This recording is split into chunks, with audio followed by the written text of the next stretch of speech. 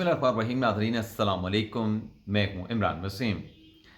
नाज़रीन, प्रोग्राम में सबसे पहले तो हम बात करेंगे जो आज अडयाला जेल में इमरान खान और बुशरा बीबी के खिलाफ 190 मिलियन पाउंड केस की जो समाअत हुई है, इस अदालती कार्रवाई का अहवाल आपकी खिदमत में पेश करेंगे और इसके बाद हमारे व्लॉग के जो दीगर अहम खबरें हैं, जो राब्ता हुआ है साबिक वज़ीर आज़म इमरान खान और आर्मी चीफ सैयद आसिम मुनीर शाह का, फिर इस खबर की डिटेल आपके साथ हम शेयर करेंगे।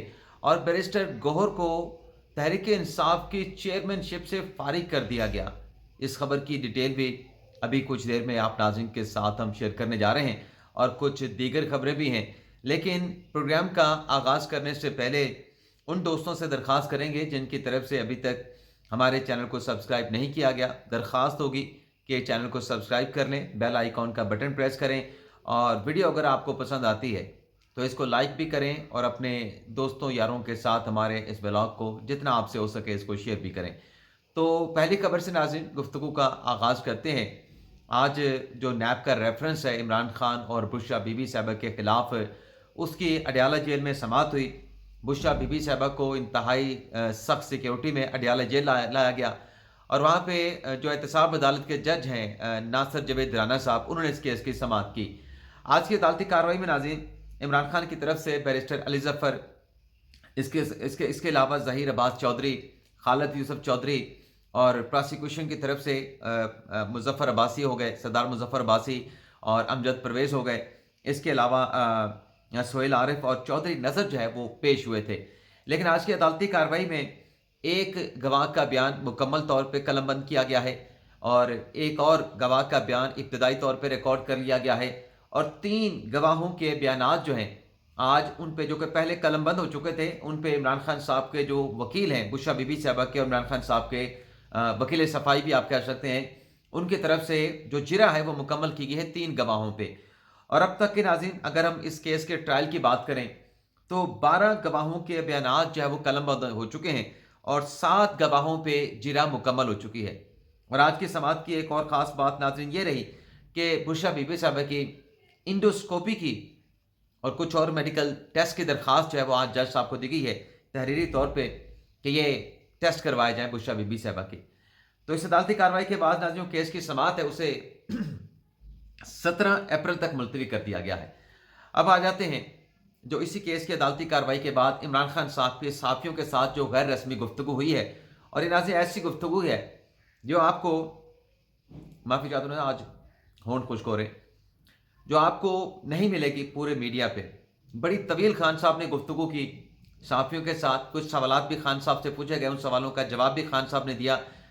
सवाल यह है कि क्या जो सवाल पूछा गया उस सवाल का जवाब उसके मुताबिक दिया गया, ये भी बड़ा अहम नुक्ता है।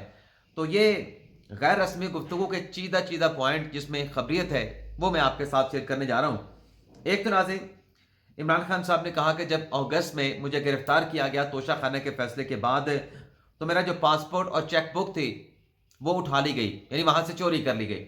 जिसके बाद बुशरा बीबी साहबा ने जितना भी कीमती सामान था जमान पार्क में, उसे किसी और खुफिया जगह पे यानी महफूज जगह पे मुंतकिल कर दिया। खान साहब ने कहा कि फवाद चौधरी मेरे खिलाफ प्रेस कॉन्फ्रेंस कर चुका था, लेकिन उसको वादा माफ गवाह बनाने के लिए पकड़ रखा था, उसे पकड़ा गया था।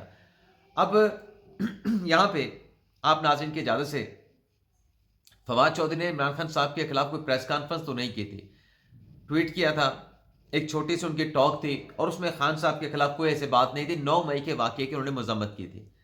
लेकिन कल जो हमने नाज़रीन अपने ब्लॉग में बात की, जिसमें कि ये बात हो रही है कि कोई बड़ी प्रेस कॉन्फ्रेंस इमरान खान के खिलाफ हो सकती है और पीटीआई के साबका पार्लियामेंटेरियन की तरफ से, तो फवाद चौधरी साहब तो रात गए, जो उनकी ज़मानतें एक्सेप्ट हुई और फिर उनको रात जो है वो अडयाला जेल से रिहा कर दिया गया।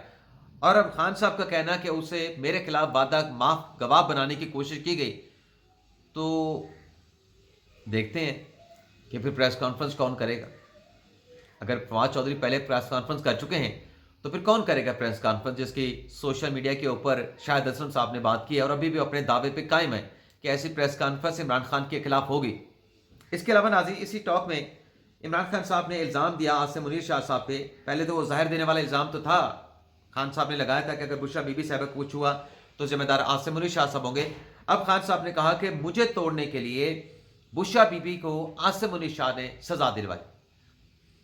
नाज़रीन, मुझे जो एक चीज़ समझ आ रही है, बड़ी अहम चीज़ आपके सामने मैं पेश करने जा रहा हूँ। एक तो डायरेक्टली ये आर्मी चीफ को, कौमी सलामती के इदारों को, पीटीआई और बानी पीटीआई की जानिब से टारगेट करना, दूसरी तरफ directly chief minister Pakistan justice Qazi Faez साहब को टारगेट करना, सुप्रीम कोर्ट के दीगर जजेस को टारगेट करना। ये बज़ाहिर ऐसा लगता है कि एक तरफ तो वहाँ पे टारगेट है रावलपिंडी आर्मी चीफ, और दूसरी तरफ जो इस्तीफे के मुतालबे किए जाते हैं काजी फायद साहब के या चीफ जस्टिस आमिर फारूक के, उससे लगता ही है कि ये कोई इख्तलाफात, कोई डिस्टेंस क्रिएट करने की कोशिश है। बाकायदा जैसे एक होता है ना कि प्लान के तहत सब कुछ करना, ताकि इन दो इदारों में इख्तलाफात पैदा हों, ये एक दूसरे में इनमें इख्तलाफात नहीं बल्कि गलत फहमियाँ पैदा हों। ये इस तरह की एक बाकायदा तौर पर, बाज़ाब्ता तौर पर सोच लगती है। फिर इमरान खान साहब ने साथियों के साथ गुफ्तगू करते हुए मशरिक़ पाकिस्तान की तारीख भी बताई, तारीख का सबक पढ़ाया बल्कि साथियों को। और फिर खान साहब ने कहा कि जो मोहसिन नकवी है वो वायसराय बना हुआ है और आसिम मुनीर जो है आर्मी चीफ, वो मुल्क को चला रहे हैं। अब यहाँ पे खान साहब ने वो जो राब्ते वाली बात है आर्मी चीफ के साथ, उस हवाले से दो राब्तों की उन्होंने बात की कि दो तरीके से मैंने राब्ता किया आर्मी चीफ सैयद आसिम मुनीर शाह से। एक तो उन्होंने कहा कि जब ये आर्मी चीफ की तकर्री हो रही थी, इमरान खान साहब कहते हैं, तो मैंने सदर आरिफ अलवी के ज़रिए आसिम मुनीर को पैगाम भिजवाया था कि मैं आपकी तकर्री के ख़िलाफ़ नहीं हूँ। अभी नाज़िर खान साहब कब की बात कर रहे हैं? पूरे सीक्वेंस ऑफ इवेंट से हट के खान साहब ने बात की है। हालांकि आर्मी चीफ की अपॉइंटमेंट रुकवाने के लिए, आसिम मुनीर शाह साहब की तकर्री में रुकावट पैदा करने के लिए, रोड़े अटकाने के लिए खान साहब ने रावलपिंडी की जानिब लॉन्ग मार्च किया था, वो किसी से ढका चुका नहीं।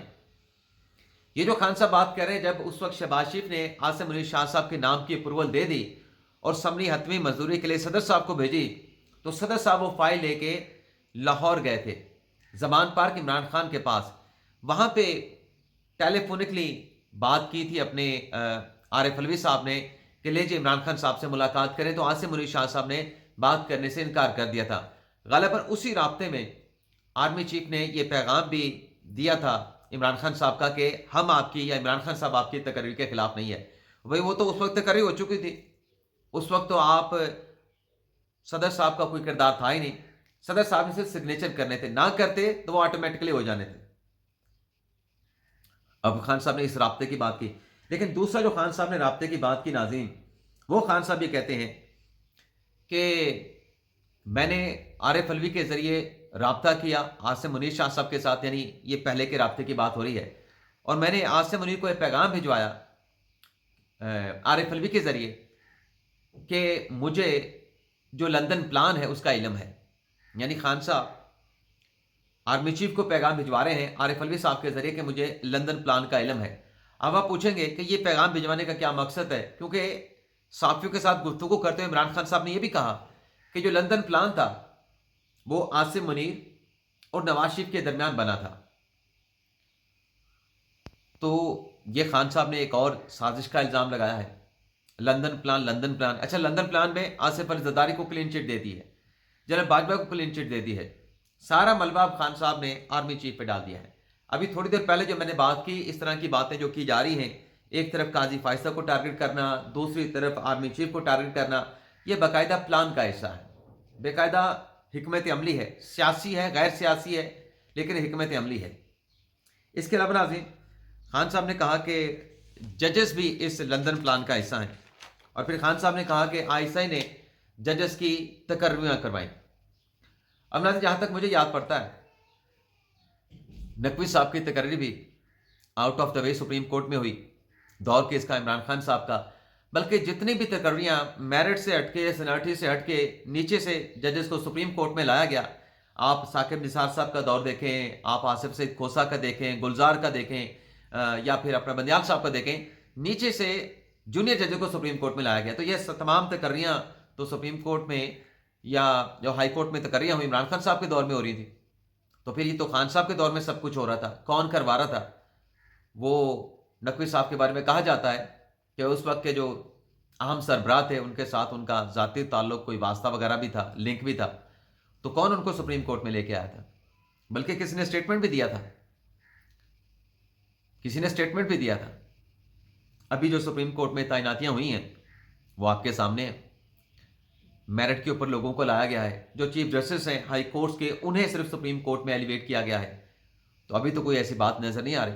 हाँ, माजी में थी जब जूनियर जजेस को सुप्रीम कोर्ट में एलिवेट किया जा रहा था एज ए जज ऑफ सुप्रीम कोर्ट, तो खान साहब क्या अपने दौर की शिकायत कर रहे हैं?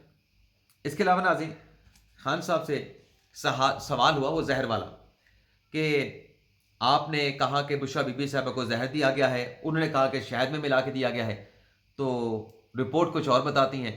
तो खान साहब ने कहा कि इसके ऊपर तो एंडोस्कोपी जब होगी तो तभी पता चलेगा, बज़ाहिर देख के तो आप किसी के ऊपर इल्ज़ाम नहीं लगा सकते।